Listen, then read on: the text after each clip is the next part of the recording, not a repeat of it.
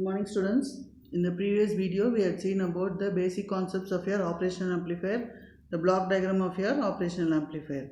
Now we will see the parameters of your operational amplifier. So in your parameters of your operational amplifier, we are going to see first about the input offset voltage, and next we are going to see about the input offset current, then input bias current, large signal voltage gain, your output voltage swing, differential input resistance, your input capacitance, your common mode rejection ratio, supply voltage rejection ratio, slew rate, and gain bandwidth product. So these are the parameters of your operational amplifier, what we are going to see in detail under this topic there. So first is we are going to see about your input offset voltage. So input offset voltage is nothing but, so here when I am going to have my input voltages to be 0, my output voltage should be 0. But when my input voltage is 0, your output voltage will not be 0 there. So what we have to do is, we have to supply, that is we have to give a small amount of voltage to the input terminals of your operational amplifier to make the differential voltage to be 0 there. That is to make Vi0 to be 0 there. So to make that to be 0, we are going to introduce two voltages VAC there to your non-inverting terminal and your inverting terminal. So input offset voltage, we say that is the voltage which you are going to apply to the input terminals of your operational amplifier. So to make the output voltage to be 0 there. Typically for a 741 IC, it is going to be around 6 millivolts DC there. So we write Vi of 0, that is the differential voltage is equivalent to Vd1 minus Vd2. So Vd1 is the voltage that is going to exist at the non-inverting terminal, and Vd2 is going to be the voltage that is going to exist at the inverting terminal there. So next is, we are going to see the next parameter, your input offset current. So input offset current is nothing but, it is the algebraic difference, that is the difference between the two currents, that is entering into the input terminals of your operational amplifier. So here the algebraic difference between the currents that is entering into the inverting and the non-inverting terminal is known as input bias current or input offset current there. So here we are going to see that as the matching, here in this case when I am going to use a transistor, there should be a matching between the two terminals there. If there is going to be the matching between the two terminals increases, then as a result your IB1 will be equivalent to IB2. In that case the difference of IB1 minus IB2 will be 0. Or it will become smaller there. So here your typical value for a 741 IC is going to be around 200 milliamps there. Next is input bias current. So input bias current is nothing but the average of the currents that is going to enter into the input terminals of your operational amplifier. So your IB1 is going to be the bias current that is going to enter into the non-inverting terminal. IB2 is the bias current that is going to enter into the inverting terminal there. So we define input bias current is equivalent to IB1 plus IB2 divided by 2. So the typical value for a 741 IC is going to be your 500 milliamps there. Next is large signal voltage gain. So large signal voltage gain is nothing but, gain itself is your output by input. So your voltage gain is nothing but output voltage divided by your input voltage there. So here for your operational amplifier, your output voltage you are going to have V0, input voltage is nothing but a differential voltage that is going to exist across the input terminals of your operational amplifier. So we define your large signal voltage gain as the ratio of the output voltage and the differential input voltage. So A, we define that large signal voltage gain as A. It is going to be the ratio of the output voltage to the differential input voltage there. So V0 by VID. So the typical value for a 741 IC is going to be around 2 lakhs. Next is output voltage swing. So output voltage swing is, for your operational amplifier, the plus VCC and minus VCC, we can give around plus or minus 15 volts there. So when I am going to give plus or minus 15 volts for the operation of your transistor, that is the operation of your operational amplifier, your transistor, that is, will not be getting the full output, that is exactly 15 volts at the output there. So in that case, your transistors will enter into saturation, and then because of the resistances that are going to be involved at the collector terminal of your operational amplifier, we are going to have a small drop at the collector terminal of your operational amplifier there. As a result, your output voltage will be reduced to plus 13 or minus 13.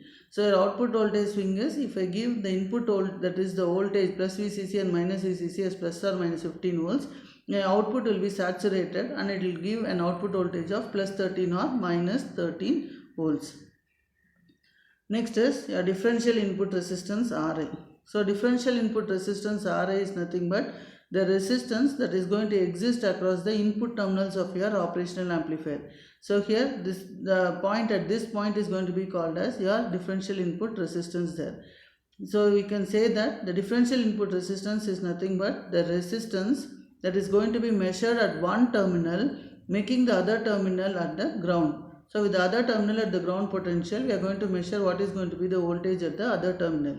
So if I want to measure the voltage at your in non-inverting terminal, in that case I will keep this non-inverting terminal voltage and V2 I will make it ground. So what is going to be the voltage with respect to the ground terminal, I will be measuring it. That voltage is going to be called as the differential input resistance there. So typical value for a 741 IC is going to be around 2 mega ohms. Next is input capacitance. So input capacitance is nothing but it is going to be the equivalent capacitance that is going to exist at the input terminals of your operational amplifier. So between the inverting and the non-inverting terminal, I will be having a capacitance to be present, and that capacitance is going to be measured with respect to the other terminal connected to ground. Same like your input resistance, when I want to measure the capacitance of your non-inverting terminal, I will be making the inverting terminal ground and I will be measuring that capacitance value there. So the typical value for a 741 IC is going to be 1.4 picofarad. Next is common mode rejection ratio. So common mode rejection ratio is, since if the difference between the input terminals is going to be 0, if there is going to be any common mode that is signal that is going to exist, that should be 0 there. So here we say that when the same voltage is going to be applied to both the input terminals of your operational amplifier, then the differential voltage is nothing but your V1 minus V2. So that should be 0. So when that is going to be 0, we say that voltage to be a common mode voltage there. And the op-amp is going to be operated in a common mode configuration. So we define CMRR as, it is defined as the ratio of the differential voltage gain to the common mode voltage gain. So here when I am going to take my operational amplifier, here I will be applying your, so this is your minus, this is your plus.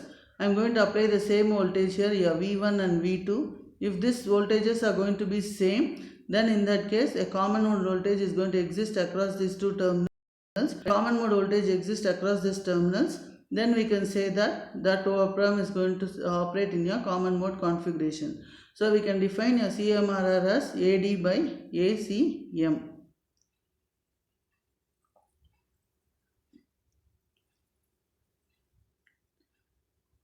So next is we are going to see your common mode rejection ratio.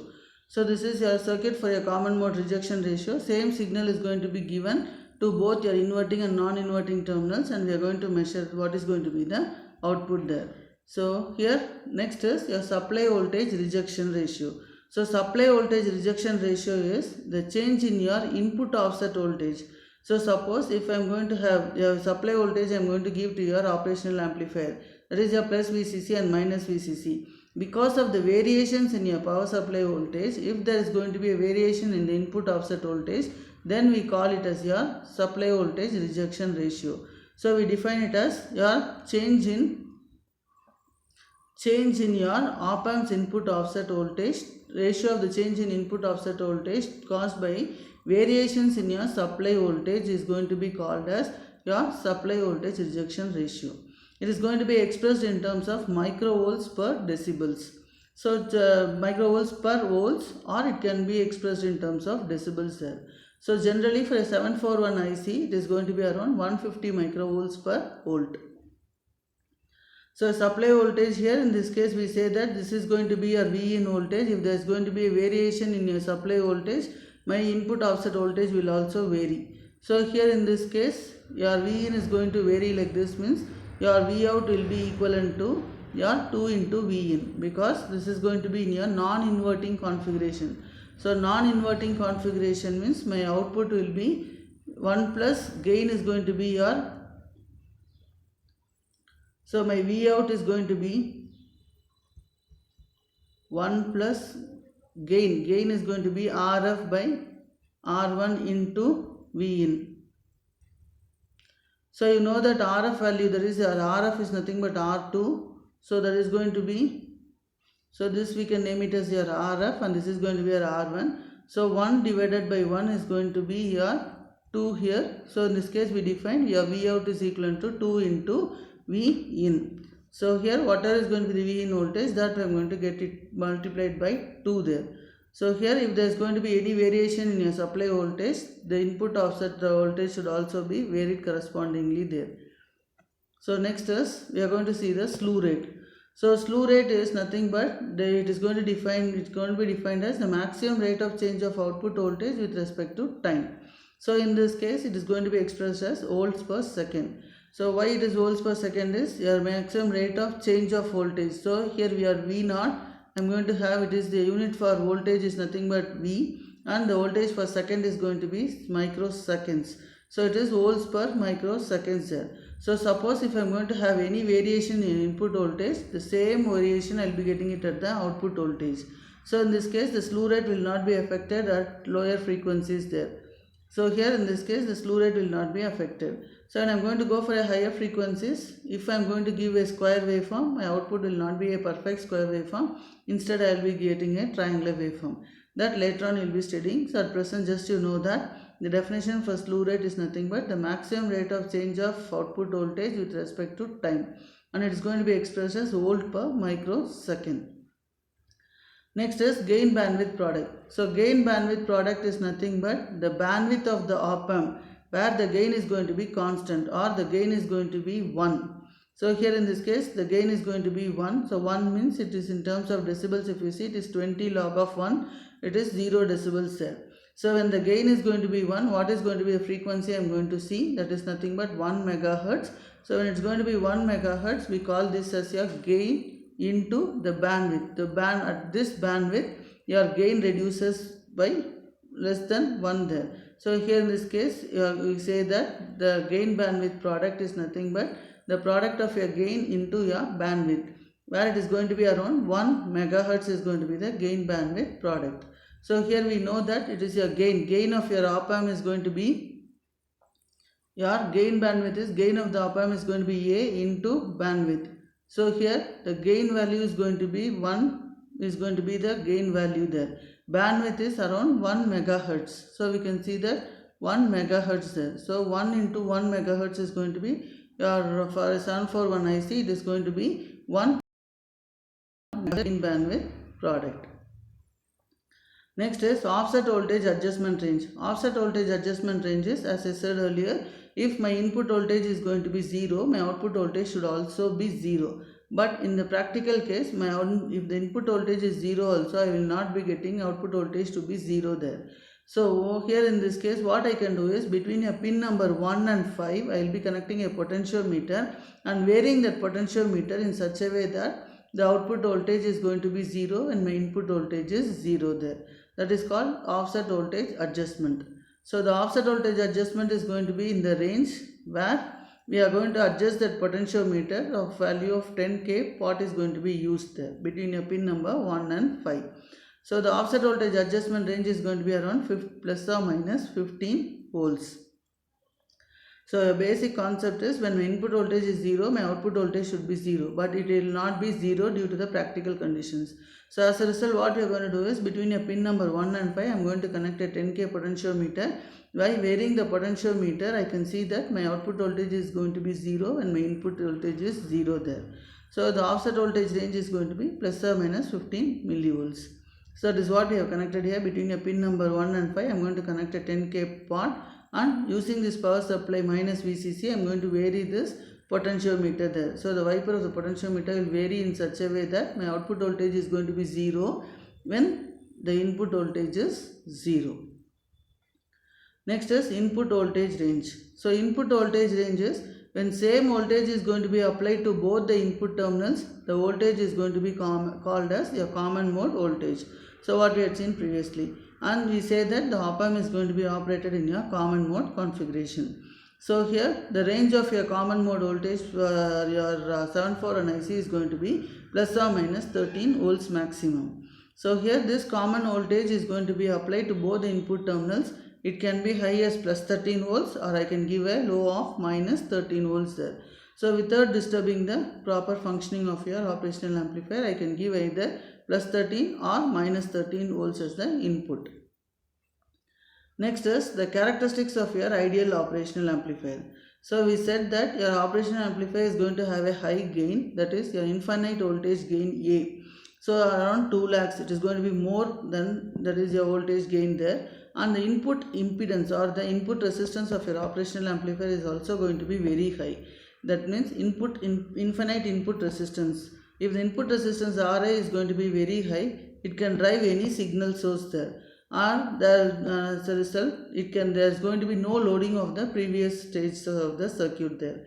So when I am going to have the input resistance to be high, it can drive any source that can be connected to the input to the operational amplifier, and it will not load the previous stage there. Next is zero output resistance. So zero output resistance R0 is nothing but this output. So since your R0 is going to be a very low value or zero value, your output current is going to be very high. When output current is going to be very high, it can drive an infinite number of devices there. So infinite number of other devices can be done there. Next is your zero output voltage when input is 0. So we are going to get a zero output voltage when the input is 0. That should be an ideal condition of an operational amplifier there. Next is your common mode rejection ratio. So common mode rejection ratio is nothing but the ratio of your AD to your ACM. The ratio of differential voltage to your common mode voltage there. So in that case also your common mode rejection ratio should be very high, because your common mode voltage should be rejected. That means ACM should be 0. If ACM is 0, then automatically my common mode rejection ratio will be infinite there. Next is infinite slew rate. So infinite slew rate is nothing but if my input is going to change, there should be a corresponding change in the output. There should not be a delay in the change in the output there. So in that case your output will change. So output changes simultaneously when the input is going to change. So we say that an ideal op-amp is going to have an infinite slew rate. Next is infinite bandwidth. So the bandwidth, the operational amplifier of the bandwidth should have a maximum gain of 1 there. So we say that your op-amp is going to have an infinite gain, infinite bandwidth. Thank you.